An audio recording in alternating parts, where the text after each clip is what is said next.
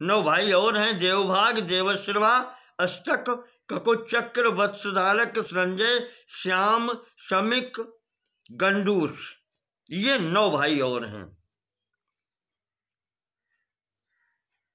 5 महीने हैं प्रथा, श्रुतदेवा, श्रुतकीर्ति, श्रुतश्रवा और राजाजी देवी।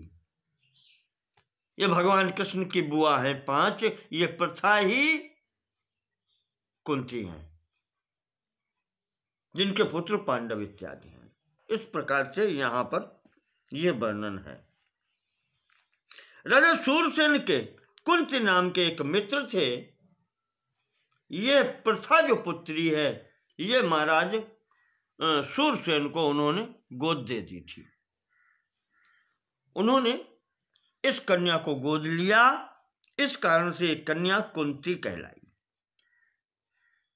इसका विवाह राजा पांडु के साथ में हुआ था और इसके ही पुत्र युधिष्ठिर, भीमसेन, अर्जुन ये पुत्र हुए थे।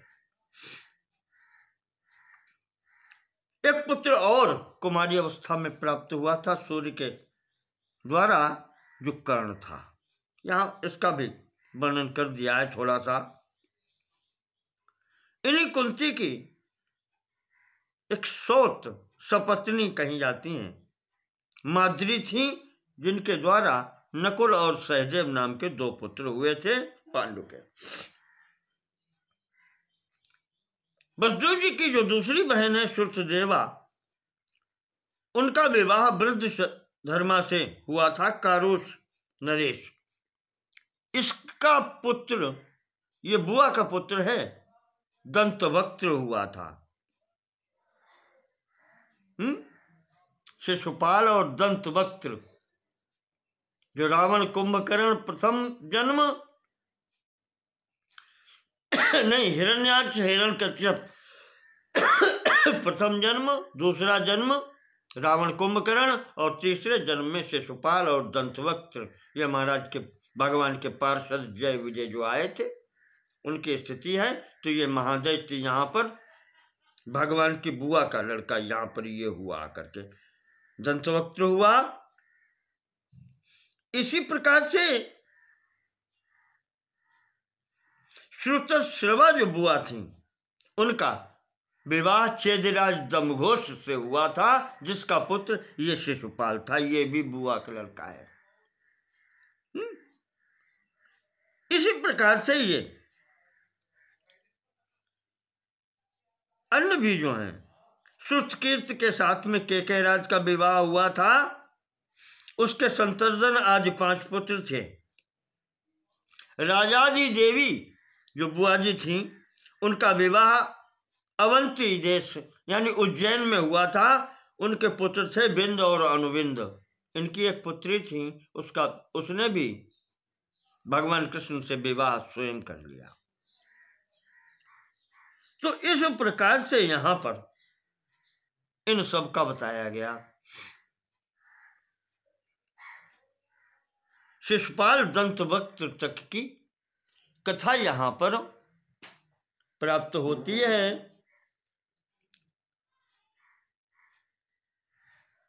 शिशुपाल दंतवक्त्र का नाम लेने के कारण मैत्रेय जी ने जिज्ञासा प्रकट की।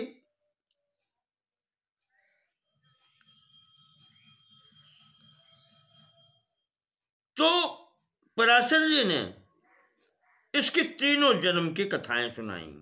प्रथम जन्म में शिशुपाल और दंतवक्त्र हिरण्याक्ष हिरण्यकश्यप के रूप में आए। तत्पश्चात द्वितीय जन्म में रावण कुंभकर्ण के रूप में आए और अब ये तीसरा जन्म और अंतिम जन्म है, तब ये शिशुपाल और दंतवक्त्र के रूप में आए। यहां पर इनका किस प्रकार से उद्धार हुआ, ये कथा यहां पर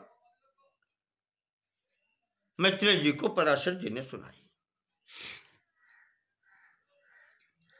तत्पश्चात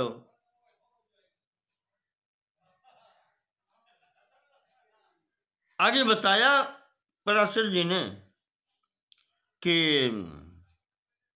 वसुदेवस्य तो आनक दुंदुभे पौरवी रोहिणी मदिरा भद्रा देवकी प्रमुखा बहव्यः पत्नियों भवन। भगवान महाराज वसुदेव जी के पौरवी रोहिणी मदिरा भद्रा देवकी इत्यादि बहुत सी स्त्रियां थीं। इन स्त्रियों का वर्णन तो यह आया है जैसे 7 बहनें थीं। ये देवकी ये सब ब्याही थी यहाँ पर वसुदेव जी को, और कहीं कहीं वर्णन आया है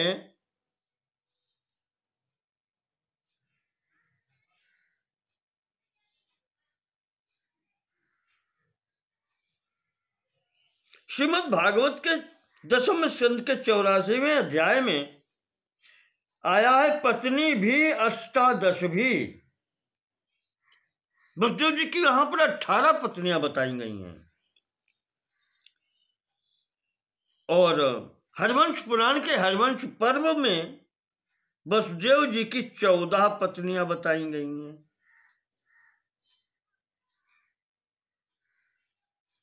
इस प्रकार से अलग अलग यहाँ पर विवरण हैं, तो सब हैं कल्पभेद के अनुसार सब सही हैं।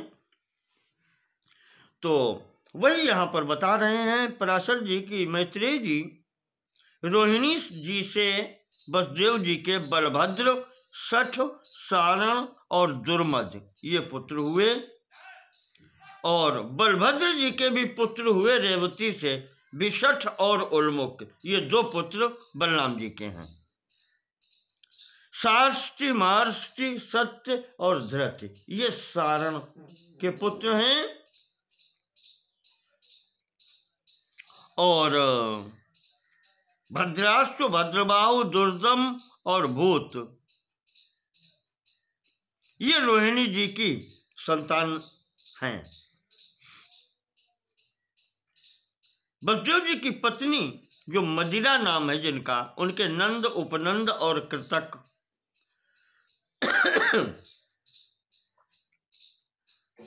ये पुत्र हैं, और भद्रा नाम की जो पत्नी हैं उनके उपनिधि और गज नाम के पुत्र हैं। ये भगवान के भाई हैं सब।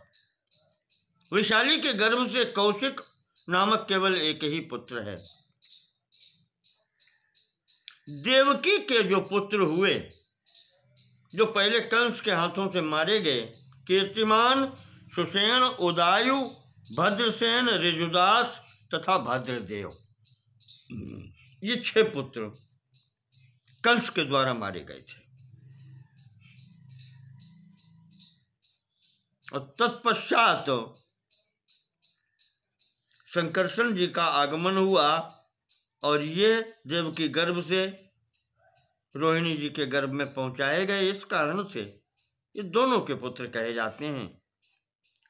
और तत्पश्चात भगवान कृष्ण ये यहाँ पर आए हैं।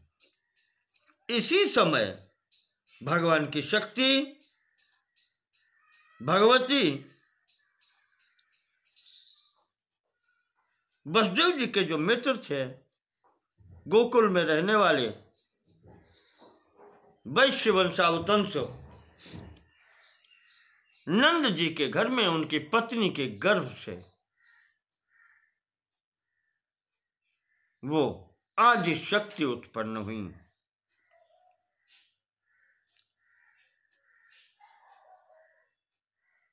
तो इस प्रकार से यहां पर नंद जी के यहां से वसुदेव जी इन आदि शक्ति को अपने घर ले गए, भगवान को यहां छोड़ा आकर के।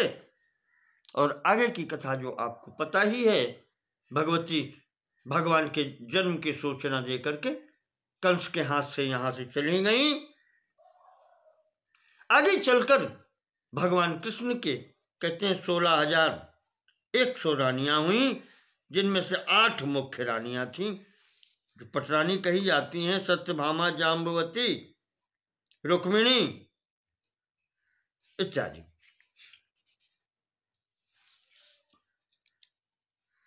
और कहते हैं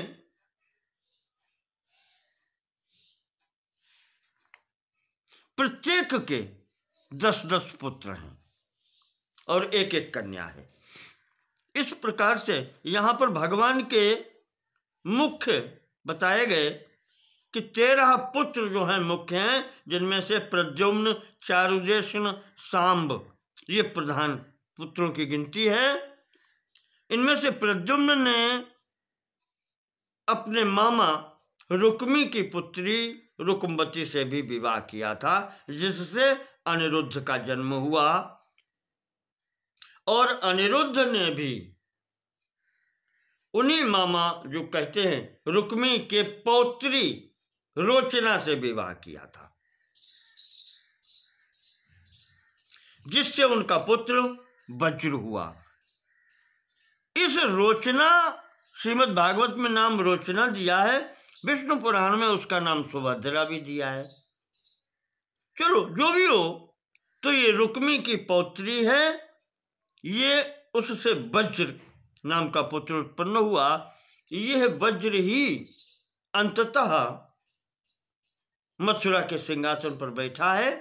जब युद्ध समाप्त हो गया, भगवान परम धाम को चले गए, महाभारत युद्ध के पश्चात द्वारिका में भी यादवों का नाश हो गया, तो अर्जुन जब वहां से आए, युधिष्ठिर को बतलाया कि भगवान परम धाम को चले गए, तो उन्होंने इंद्रप्रस्थ के, ये हस्तिनापुर के सिंहासन पर परीक्षित का अभिषेक किया और यहाँ मथुरा के सिंहासन पर वज्र का अभिषेक किया, और तब वो यहाँ से महाप्रस्थान कर गए, हिमालय चले गए। इस वज्र का पुत्र प्रतिबाहु हुआ, प्रतिबाहु का सुचारु। इस प्रकार से यहाँ तक पराशर जी कहते हैं इस वंश में इतने सैकड़ों हजारों पुरुषों उत्पन्न हुए हैं, इनकी गणना नहीं कर सकते। कहते हैं कि कहा जाता था क्या, 3 कोटि सहस्राणाम 88 शतानि च कुमाराणाम गृहाचार्याश्चाप योगेषु ये रताओ। यदुवंश में बालकों की संख्या इतनी थी कि 3,88,00,000 अध्यापक नियुक्त किए गए थे इन्हें धनुर्वेद की शिक्षा देने के लिए। समझ लें आप, आचार्यों की संख्या इतनी है, 3,88,00,000 आचार्य नियुक्त हैं शिक्षा देने के लिए। तो कितने राजकुमार होंगे उसकी गणना नहीं हो सकती। इस परिवार में कितने बच्चे हुए हैं ये गणना नहीं हो सकती।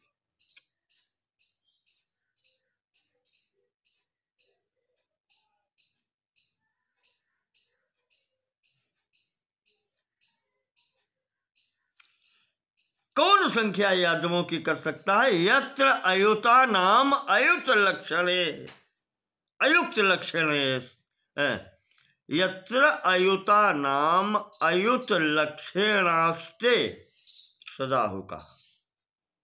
हजारों लाखों की संख्या में अयुता नाम अयुत लक्षण, अगर ऐसे लगा लें 10,000 अयुता नाम अयुत लक्षण 10,000 और फिर लक्षण लाख, तो 4, 4, 8, 5, 13, एक के आगे 13 शून्य लगाने से जो संख्या बनती है, इतने महाराज के यहाँ सैनिक थे।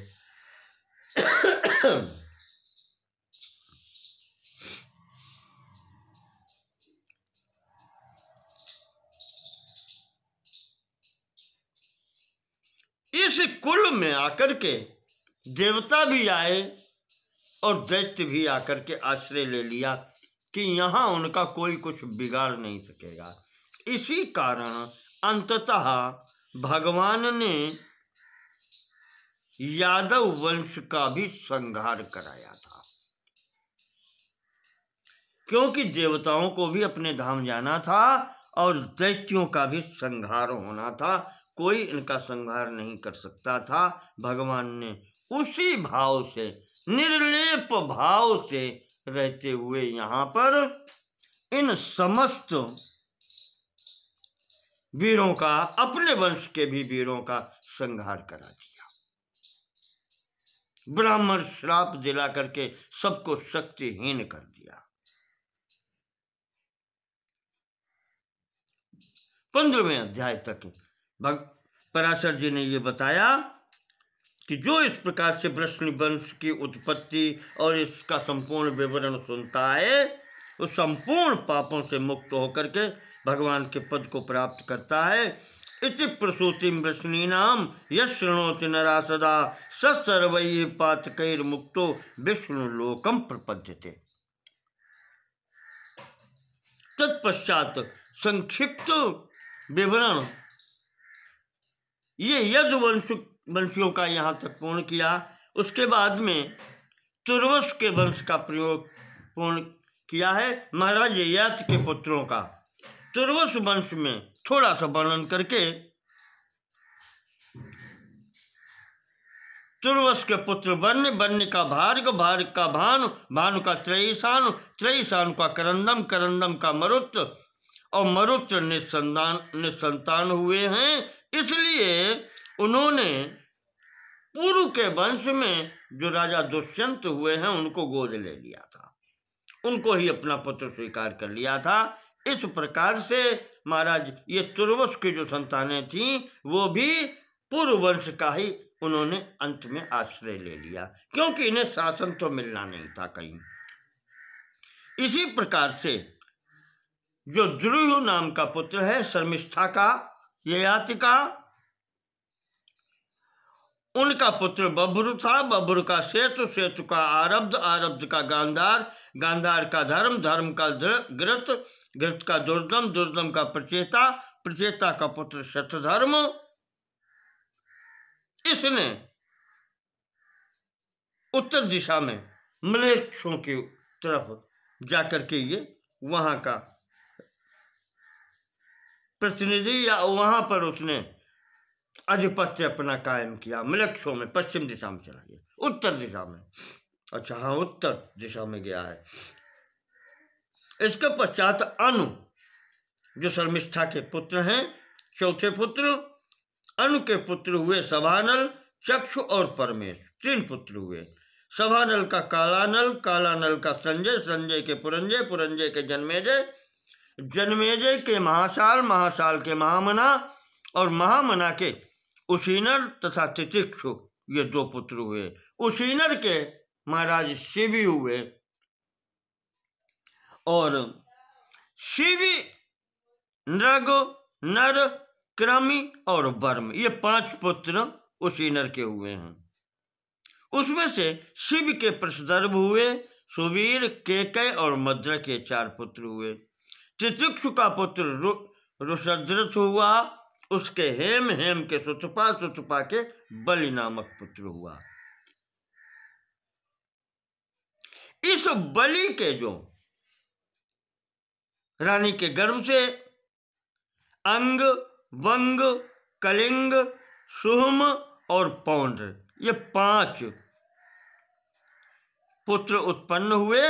इन्होंने अपने नाम से अलग अलग देश बसाए हैं। अंग, वंग, कलिंग, सुहम, पौंड्र, ये इनके नाम से ही इनके देशों के नाम पड़े हैं। इनमें से अंग के अनपान, अनपान से दिविरथ, दिविरथ से धर्मरथ और धर्मरथ से चित्ररथ का जन्म हुआ, जिसका दूसरा नाम रोमपाद था। यह रोमपाद महाराज दशरथ का मित्र था।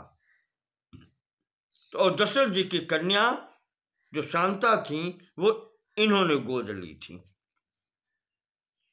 पुत्री रूप से, और यही कन्या महाराज श्रृंगी ऋषि को विवाहित थी।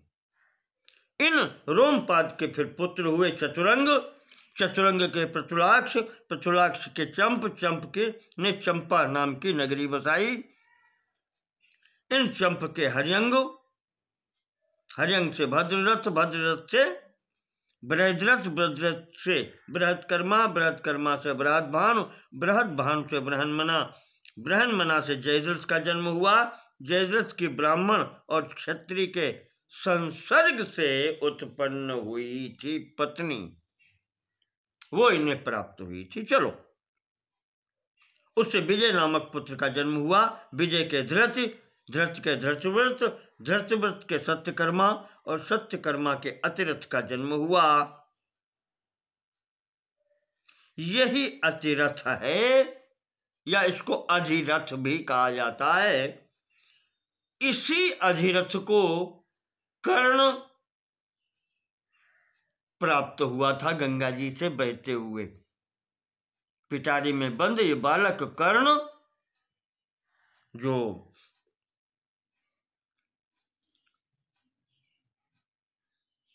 कुंती के द्वारा बहाया गया था, ये इसको पुत्र रूप में प्राप्त हुआ। इसने इसका पालन पोषण किया, विवाह इत्यादि किए, और इस कर्ण का पुत्र था वृषसेन। तो यहां तक इसकी वंशावली आई है, यहां पर पूर्ण होती है। अब इसके पश्चात महाराज ययाति के जो अंतिम सबसे छोटे पुत्र हैं, पूर्व वंश का वर्णन हम ये सोचते हैं कि फिर आगे के खंड में किया जाए। आज हम यहाँ पर ही इसको स्थगित करते हैं। 18वें अध्याय तक की कथा यहाँ पर वंशावली पूर्ण होती है। पूर्व वंश का विवरण अगले भाग में आपके समक्ष रखेंगे। कृपा करेंगे, आज्ञा दीजिए। नमो नमः। सर्वेषां कृते धन्यवादाः।